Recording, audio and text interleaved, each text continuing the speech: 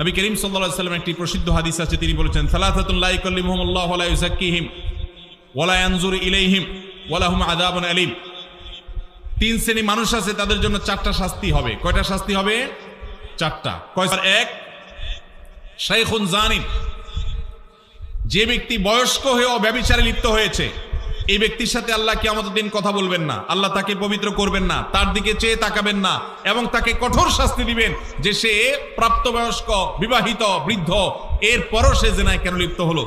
Number দুই, ওয়া মালিকুন কাযযাব, যেই রাজা, যেই শাসক প্রজাদের সাথে মিথ্যা কথা বলে, প্রতারণা করে, ডাহা ডাহা মিথ্যা কথা বলে, এরকম বাদশাহ, এরকম রাজা, এরকম শাসক, তাদেরকে নবী সাল্লাল্লাহু আলাইহি ওয়াসাল্লাম বলেছেন কিয়ামতের দিন আল্লাহ তাদের সাথে কথা বলবেন না, তাদের গুনাহগুলোকে মাফ করবেন না, পবিত্র করবেন না, এবং আল্লাহ তাদের দিকে তাকাবেন না, চেয়ে দেখবেন না, এবং তাদের জন্য কঠোর শাস্তি রয়েছে। আর তিন নম্বর হলো ওয়াইলুন মুস্তাকবির, যেই গরিব পরিবার, মানুষটা গরিব আবার অহংকার করে, তো এই ব্যক্তিকেও আল্লাহ রাব্বুল আলামিন কিয়ামতের ময়দানে এই শাস্তিগুলো দিবেন।